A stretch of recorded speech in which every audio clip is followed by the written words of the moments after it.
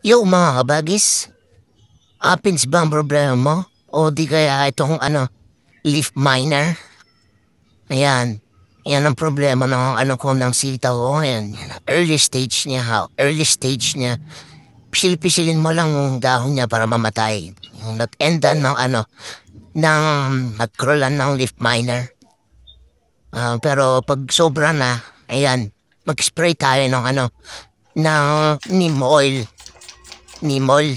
At saka may halo siyang liquid detergent na 1 teaspoon. Tapos 10 ml na neem oil.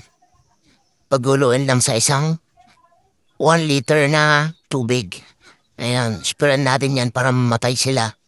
At saka ma-prevent yung mga insect, yung natural na organic way na na pang patay sa kanila, pang prevent sa kanila. Not actually organic kasi may kwan siya, pero effective pa rin yan. Pwede naman puro.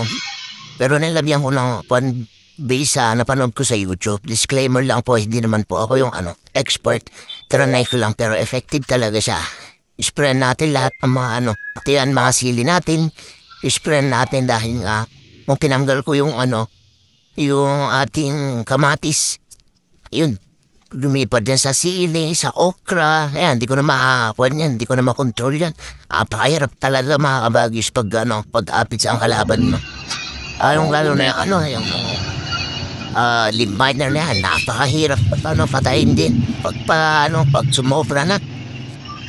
Tapos yan, aking mga aking mga ampalaya, nisprayan po rin yan para para ma-preventin yung mga insektong mga tumabo dyan, mga itlog dyan. Kasi napakarami talaga na napakahirap nilang tanggalin.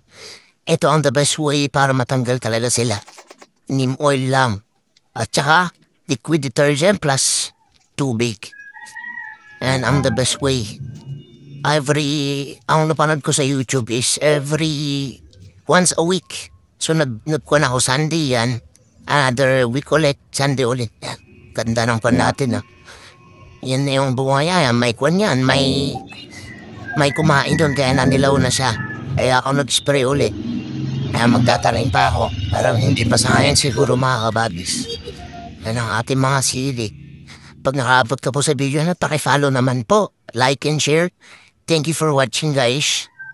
And sa panonood ng ating mga videos. Bye-bye!